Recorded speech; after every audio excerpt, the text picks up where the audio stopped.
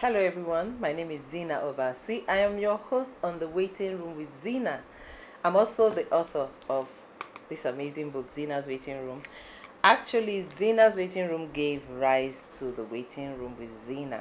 Some of you that have been following my program, I told you that some time ago I had that urge because of my waiting experience. I actually waited for children for 17 years. Okay, so within that period, I started getting these, bits of lessons that were coming in little bits. I was noting them down, and eventually I started going back to read them, and I started getting healing from them. That was how I knew that God wanted me to do more than just feel and get better myself, but also to message people out there that there is comfort even in the waiting room. That was how this book came about. Now, after writing the book and publishing it took me a whole 9 years to write it though. And after publishing it, I started having an urge, to do more, which was how The Waiting Room with Zyna came about. Now, The Waiting Room with Zyna is a talk show that focuses on the experiences, challenges, situations of everybody in the waiting room, most especially those waiting for children. There are also people waiting for other things who testify that this book has helped them. The book is on Amazon, is on Okada Books, is also on other platforms, and you can get it in hard copy. If you do need it, just let us know. But by the way, the Waiting Room with Zyna is concluding our first episode today. This is the 19th episode, and we are completing the first season today.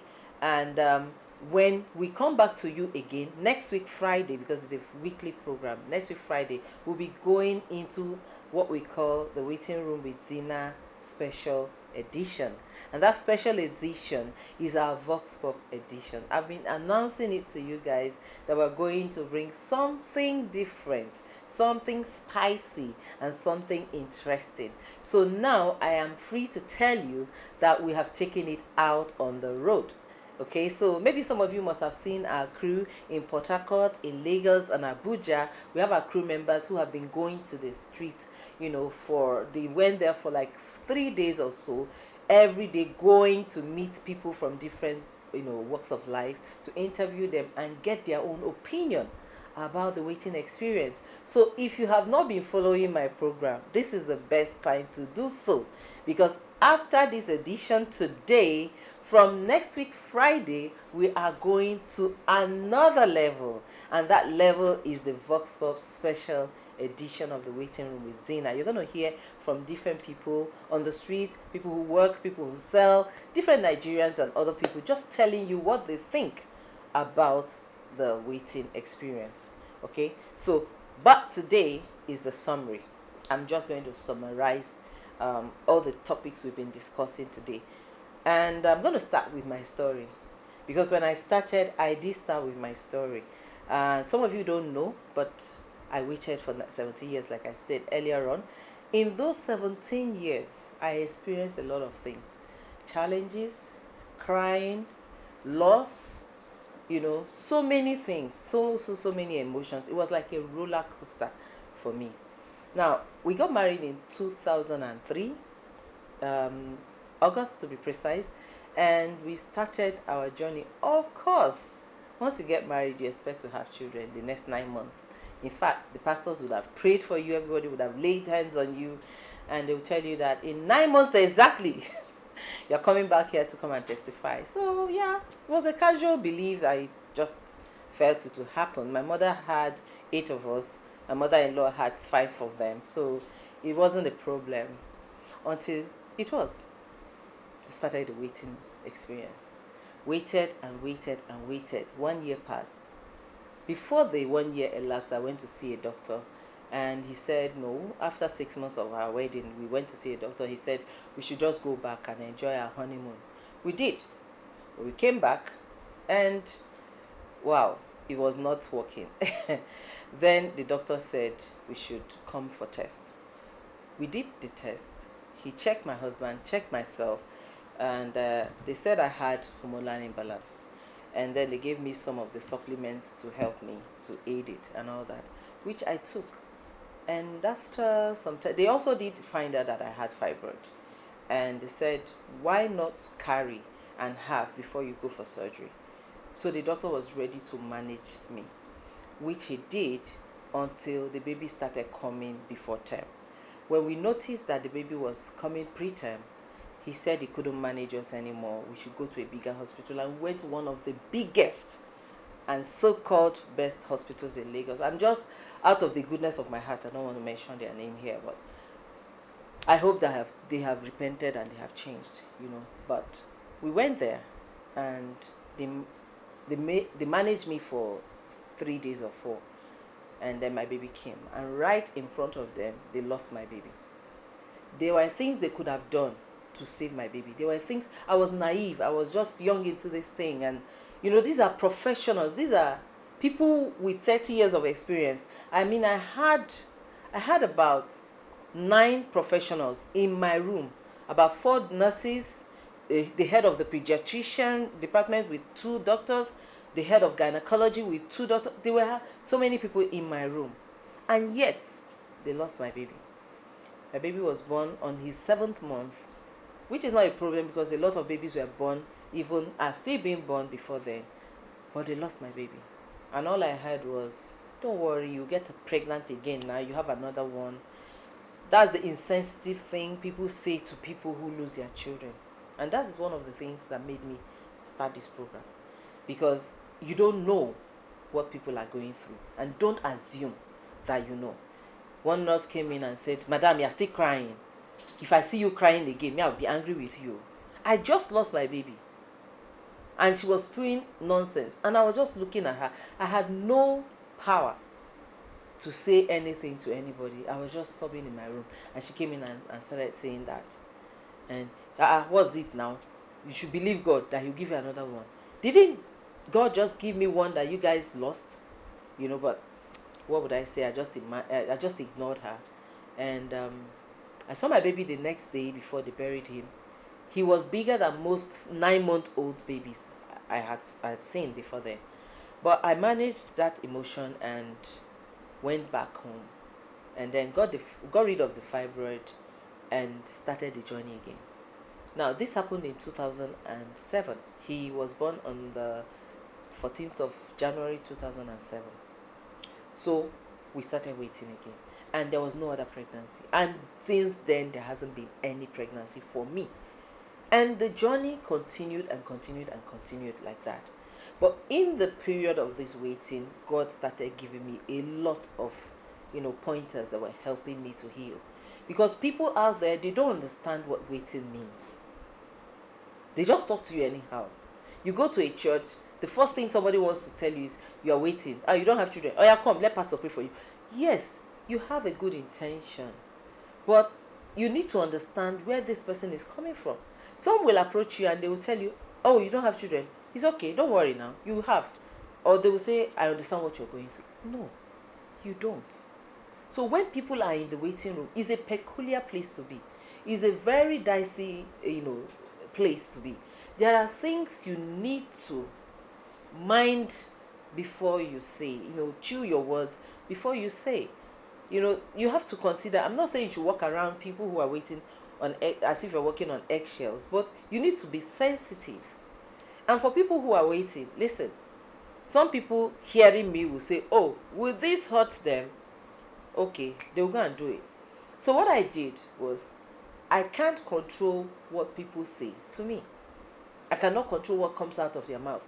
Sometimes it's intentional, sometimes it's not even intentional. They do it without knowing. So rather than being overly sensitive, I decided to talk to myself that I will not be overly sensitive. I would excuse their ignorance. I would excuse their mistakes. I would just, on my own, manage myself. And that was how the pointers I have in this book, I'm not going to start listing them, just get your copy. I started listing them, and it helped me to heal. And that was what gave rise to the program we're listening to today. These are the topics we treated, for the season 1.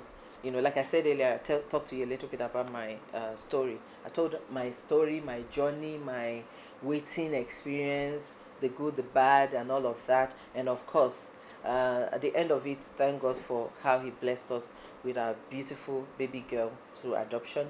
And I also talked about the vision for this program. What is the vision for this program? It is so that people out there who are in this waiting room would understand that they are not alone. First of all, you need to know that you're not alone. You need to know that there are other people, and you need to know that it's not just peculiar to you. You will not be the first to be in the waiting room. You are not going to be the last. That's the truth. So it's a reality that has hit you. Okay, fine. That is your own challenge. And before you go and start thinking that, okay, you go and get depressed about it and all of that, what will people say and stuff like that, remember that everyone that you're looking at that seems to have it together, they all have their own problems. It might not be waiting for children. It might be feeding them. It might be taking care of the sick child. Some people have 2 autistic children that they have to take care of. You know how that challenge is. So there are so many people in different waiting rooms. You are not the only one. So first of all, relax. You are waiting. Yes, we know. The world does not end there. Your life does not end there. You need to understand that you are waiting, but you have to understand the peculiarities with your own waiting. The reason is another thing we talked about, the reason for it, which is also part of the vision. The reason is to give you a place. That's why I started a chat room, a Telegram chat room, for those who are really, really depressed and down and feel like they need to talk to someone. You might want to talk to us because it's not easy. You don't want to talk to people who have children because they don't understand what you're going through. And seriously, when I was having the urge to write this book, I said to myself, why write a book about waiting when I'm still waiting? I mean, it would be better to be written when I'm done with the waiting room. But the Spirit kept telling me to write it from the point of view of a waiting woman. Because if I were to write it when I had had my child, the way I was thinking, it would not be the same. So it speaks the language of the waiting woman because I was waiting and there was no end to my waiting in view. Like I said, it took me some years to finish it. Eventually, we published and launched it in 2018, but my baby came in 2020. I had no idea that it was going to come, that my miracle was going to come, but it did come. Okay, so you are not the only one. Relax your mind and know that this waiting, while you're waiting, there are other things to do. That's another topic we learned. What to do while you're waiting. You can't just sit down and fold your arms and say you're waiting, and then what? When the child comes, what money do you have for the school fees, for milk, for formula, for other things, for nanny, stuff like that? You need to be prepared. Maybe you are waiting, but you can use this period of waiting to fortify yourself financially. There are so many things you can do while you're waiting. So that's why we are here. Think of what you can do while you're waiting. Your well-being is also very important. That's another topic we talked about. While you're waiting, you are anticipating a healthy child and you are in your 50s. Can you run? These children are active. My daughter is so active. She's one person, but she's like 10 people in one. So you need to think about your health, take the right supplements, exercise, eat right, and do stuff that will help you to stay healthy, so that you're anticipating a healthy child, and when they come, you are able to take care of them and fulfill their physical needs, because it's not just money. They will need you sometimes to roll on the floor, to dance with them and all of that. So you need to be able to do that. So well-being is very important. And for these children that we're having in our old age, we need to be here for a long time. So think about your health. So you're not just going to be dying in your 60s and 70s. So prepare to live very long. So this is the right time to think about and take care of that. Another thing is the finances. I cannot overemphasize. I did talk about this story when I talked, when I treated this topic. There's this lady that was waiting. She was depressed. She was dejected. She felt alone. She felt bad. She was crying every day. She couldn't keep up with her job. Eventually, I think they sacked her or she resigned, but she left her job. Oh no, she did left. She did leave her job. She left her job because, according to her, she needed to be more, um, committed to the prayer, to the prayer groups. So the job was disturbing the prayers, so she had to leave her job to go for the prayers, all those morning prayers that they do on a weekday. So she had too many she was attending, so that God would give her children. Guess what? God has a good sense of humor. God gave her 1, 2, 3, pam, pam, pam, like that. Guess who is begging for school fees? To pay for the school fees of the children? The same woman who had a job before. So while you're waiting, use your number 6. Prepare yourself. Fortify yourself. Go for more trainings. You have time. There are no babies crying in the house. Go for your master's. Go for your PhD. Go for your whatever. If you don't have a degree, go and get one. Go and build other businesses apart from your regular source of income. Try to think tomorrow, not just now, while you're waiting, because you need that money. And if you're waiting, you want to do IVF, it's expensive. Adoption is expensive. Surrogacy, I'm talking about all of these things. They are not cheap. They cost money. So use this time to work so that you can get what you need to take care of your children. We did talk about a lot of things. Relationships. When you are waiting, your relationship with yourself is very important. Your relationship with your God is very important. Your relationship with your husband or your wife is very important. And your relationship with your in-laws, I cannot talk enough about that. But what I tell people, especially women in the waiting room, you are the one most affected by this thing. So please understand that this waiting is your waiting. It is not your in-law that is waiting. It's not your mother-in-law that is waiting, your father-in-law. And you do not owe anybody explanations as to why you are waiting. Because you are not God, you are no giver of children. If they were God, they should give you children. Since they cannot give you children, they should please wait and leave you alone. Don't go and box yourself in that situation where you tender your life into the hands of people and they begin to treat you anyhow. Your mental state and your mental health is very important.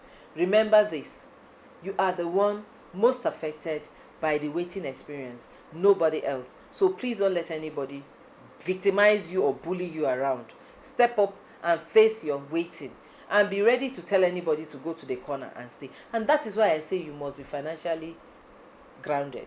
If you are not financially grounded, you are shaking and you are lily-livered, go and get something else to do. Make some money while you're waiting so that you have the power to call the shots on your own life. There are other things I talked about. I talked about the medical treatments. There is the surrogacy, there is the IVF, there are all the assisted reproductive treatments. They are all there. You need to know them. You need to know which one you're going for. And there's also adoption. Okay, and please just know that adoption, there are ways to do it right. Don't go and buy baby. I cannot overemphasize that. I keep saying it all the time. Buying of babies is different from adoption. So do it the right way. If you need help, like I keep saying, let us know how to help you. Okay? Then in the adoption, there is the mindset. The people who we are even talking to about this adoption, some of them, they are not thinking about it because they keep saying, what will people say? And I also keep asking them, why are you drinking Panadol for someone else's headache? It is your child at the end of the day. Come and see how me and my baby were all running around and everything. So you now tell me that because she was adopted, I won't love her. Are you okay? You will love your child. You will love that child with all that you have. So please, go and adopt if that is the option you're going for. And do it with pride. Do it knowing that God has given you the grace to love another. Just like Jesus loved you, that you are not related to him. He dropped everything and loved you. If God can take you in and adopt you because of his son, who are you not to love another? And if you've waited for a long time, see, any child is a child because you just need a child in your house. So if you are thinking whether you'll be able to love, because some people reach out to me and say, are you sure I can love that child? I'm telling you, you will love that child to the moon and back. Because the one that they are claiming that they have had, are you sure it's your own? What if it was switched at birth? you can have that switch at that situation, and you love another person's child. After 10 years, they'll come and tell you there was a mistake. Would you stop loving that child? So it's all about the mindset. Correct the misconceptions going on and understand that you are the one who is going to be in the situation with this child. The waiting is your waiting, not another person's waiting. So from next week, like I said, this one is just to round off season 1. From next week Friday, we're going into the Vox Pop experience. We're going to show you what people out there think about the waiting room, how they react to the waiting room experience, and what they know and what they think they know, so that you will get to understand how the society is even viewing this situation. I've been in places where they told me experiences about people who are waiting, how family members, like, let me give you an example. There was a lady, I knew about her in Port Harcourt then when I was living there, married to a pastor. And the guy his family would come to the house, pack his wife's things, throw out of the house. They were living on the top floor. They would throw it from the balcony. His mom and his sisters will fly down from Lagos and throw her things out of the house. She will go to a friend's house. She will be sobbing. She will go and stay there until the husband gets back, and he will come back, get her back to the house. What I didn't understand is how, if it's me, my father cannot come and do that to my husband. And if I were the man, nobody will come and treat my wife that way. Because I will walk you out of the house and make sure you don't return. But these things were happening from time to time, until the woman had to be pushed going for all this cryptic pregnancy thing. She didn't even know what she was signing up for. She just wanted the problems to end. And she went into it. She was pregnant according to what they told her. And they said, don't go for scan, don't go for medical test, don't go for blood or anything. Not even any test, not even home test. Just believe that you're pregnant. So she will go to the meeting. They will pray and they will sing and they will give her supplements. And she will go and drink. She didn't know what she was taking. Her tummy was getting bigger and bigger and bigger and bigger. And she was like, from what I've read, it's 6 months. The baby has not kicked. They said, don't worry. Don't worry yourself. Everything is fine. She continued. 8 months, no kicking. They said, believe God, have faith. And she did. 9th month, believe God. I'm supposed to deliver. They said, don't worry.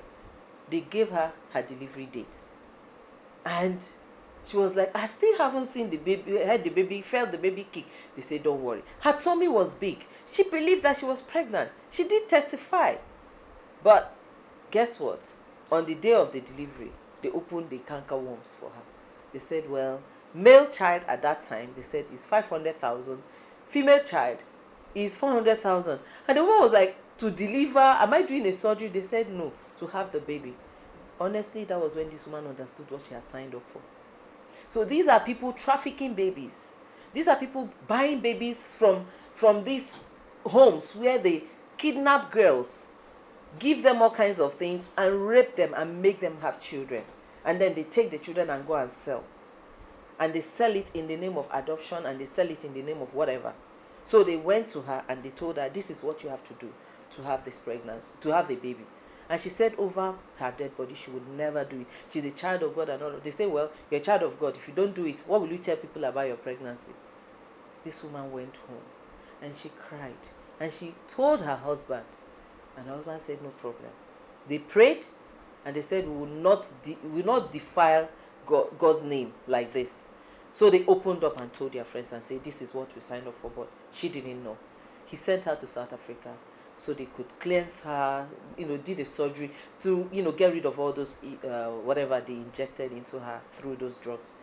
And by the time she was done, she came back. It wasn't even up to 6 months. This woman took it. That was how God wiped her tears. Now, there are people listening to me who knowingly go for these things. You know what you are doing and you are going for it. I advise you today, adoption is possible. You can actually adopt a baby the right way. That's why I started this program. If you want help in that area, DM me. Let me know. I can point you in the right direction. If you want surrogacy, DM me. I can point you in the right direction. There are ways you can do this and do it right. You cannot go and carry a baby that you don't know where it's coming from and you claim you adopted that baby, or you claim you had the baby while wearing prosthetics and faking pregnancies. This is a human being. This is God's child committed into this world, and it happens to fall on your laps. Do the right thing, because at the end of the day, if you go around it the wrong way, it will come back and bite you in future. And all I say is, this is somebody's destiny. You don't play with somebody's destiny. If you have gone into things like this, you can find a way around it. Go and adopt that child the proper way. And if you want to go into it, don't go the wrong way. Adoption is possible even in Nigeria today. Just make sure you are doing it the right way. If adoption is not working for you, there is surrogacy. If IVF and all of that have failed, go for surrogacy. And if you don't understand surrogacy, DM me to explain. Because when you say surrogacy, some people think your husband will go and give somebody else a pregnancy, sleep with someone else. No. There are medical ways of going around it and doing it the right way so that every party is protected. And at the end of the day, you have every cause to glorify God. And please be open. Enough of the secrecy. Be open about it. I didn't end up telling you, I did tell you that I waited for 17 years, but I need to tell you that why the waiting stopped. When I say I waited, is because my baby came in 2020 and we adopted her. And she's the love of my life. She's 2 years plus now, and she's everything me. Mannerism, everything, even my allergies. She has got everything, and it was because God gave her to us. So if you want help in that area, do not forget, get back to us and we'll help you. But for now, this is all I've got to say. My name is Zyna Obasi. I am your host on this Waiting Room with Zyna journey. I'm here to journey with you in your waiting experience, and however you want us to help you, we're ready to help you. Do not forget, we're on Facebook, we're on Instagram, we're on YouTube, and we also project our programs on Zoom. Just make sure you follow us every Friday, 9 p.m. Central African Time. We are on all of these platforms. Go down and check for the details of the next program. See you next Friday. God bless you. Bye.